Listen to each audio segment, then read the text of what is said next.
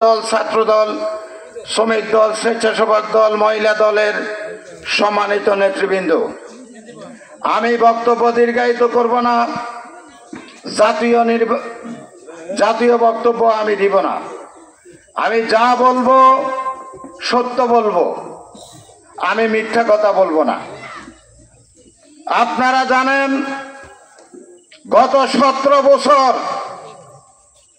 এইভাবে আমরা খোলা মাঠে কোনো সভা সমাবেশ করতে পারি নাই। আমরা গত 17 বছর ইফতার পার্টি মসজিদে পর্যন্ত আমরা করতে পারি নাই। গত 17 বছর বাংলাদেশের মানুষ কথা বলতে পারে নাই। গত 17 বছর সারা বাংলাদেশে বিএনপি সহ আওয়ামী লীগের বিরুদ্ধে যারাই কথা বলতো তাদেরকে কথা বলার সুযোগ দেওয়া হয় নাই।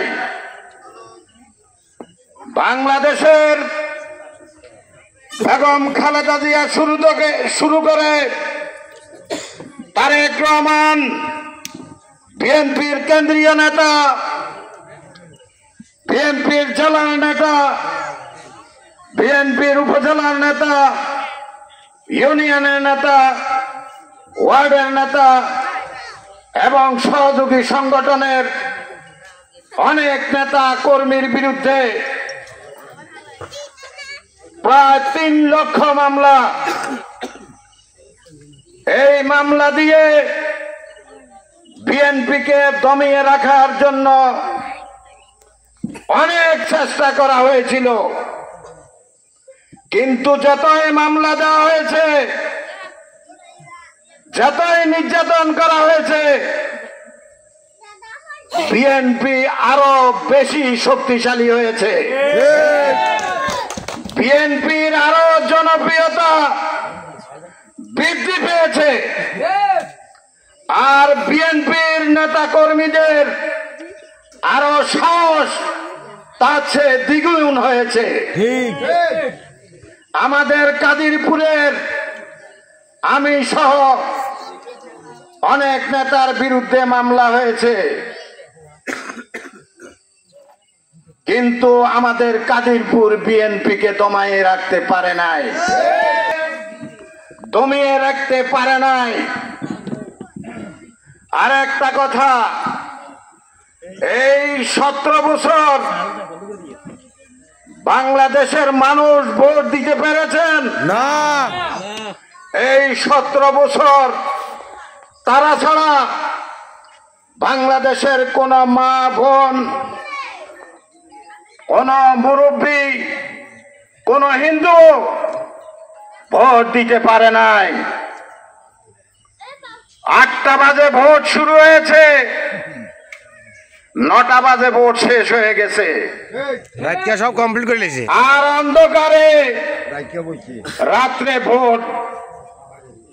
ভোটের বাক্সার ভিতরে ওই উপজেলা থেকে সেখানে ভোট ভরে ভোটার বাক্স কেন্দ্রে আনা হয়েছে। আপনারা জানেন আমরা যারা বিএনপির প্রার্থী ছিলাম ধানের শীষে, আমরা সেদিন আমরা ক্যাম্পাস করতে পারি নাই। আমাদেরকে কেন্দ্রে ঢোকার জন্য দেওয়া হয় নাই। আমার মা বোনেরা ভোট দিতে পারে নাই, আমার বৃদ্ধ ভাইয়েরা ভোট দিতে পারে নাই। একজনে 5000 ভোট দিয়েছে, একজনে 500 ভোট দিয়েছে। একথা কি মিথ্যা? নির্বাচনে ইনশাল্লাহ আপনারা ভোট দিতে পারবেন, এবং আপনারা ওই নির্বাচনে ভোটার কেন্দ্রে সকল ভোটারেরা আপনারা অংশগ্রহণ করবেন। এখান থেকে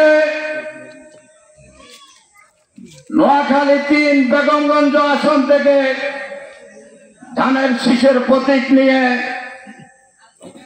আমাদের প্রিয় নেতা, বেগমগঞ্জের মাটি ও মানুষের নেতা, যিনি বারবার এই বেগমগঞ্জে জনগণের প্রত্যক্ষ ভোটে এমপি নির্বাচিত হয়েছেন, সেই নেতাকে আমাদের দলের পক্ষ থেকে